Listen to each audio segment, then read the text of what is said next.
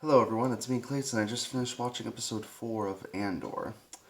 Now, if the first 3 episodes were to establish Andor's character in the series and to set up the main plot, this is setting things up for what's sure to be a pretty entertaining mission later on.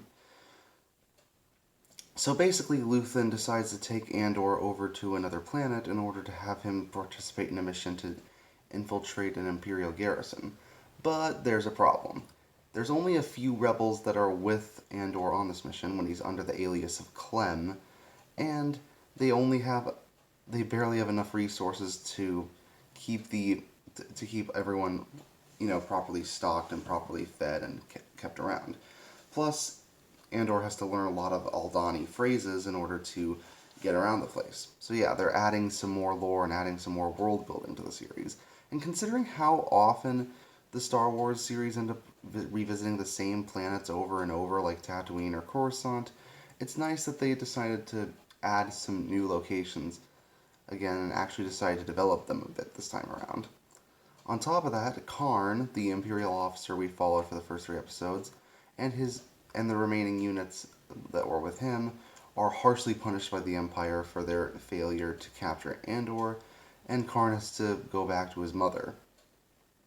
I wonder what that'll lead to, especially considering it's showing us that the Imperials are not going to allow corporations to run security around their sectors anymore. Now they're under the Empire's jurisdiction.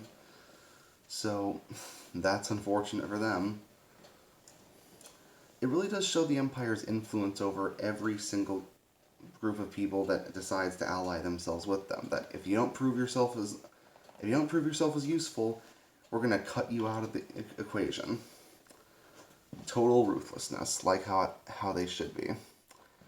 And one of the Empire's officers does actually notice the recurring trend of rebellion threats, even warning her higher ups about it.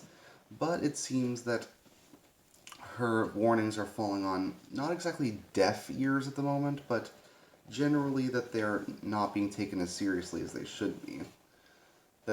That really they're saying that unless these threats turn into something more definite, we're just going to ignore them for now, and you just stick on patrolling your sector.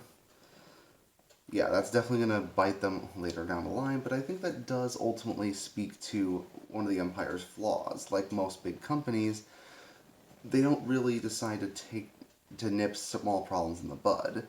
They just sort of wait for them to be bigger problems and then they'll start noticing them, which definitely does show a flaw with most big organizations. Small problems can become much bigger if you don't nip them in the bud, and they fail to do so here. As far as Luthen's part in the episode goes, he also goes under a disguise to Coruscant to meet Mon Mothma, who apparently is having a hard time funding the rebellion at the moment.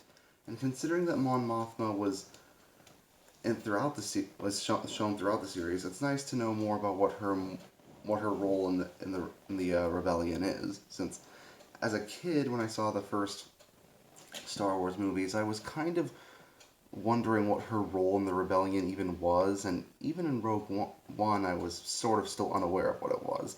So now that I'm getting more of an idea and more about what she does behind the scenes to help the rebellion and when it comes to their funding and supplies and such, now it's making a lot more sense to me.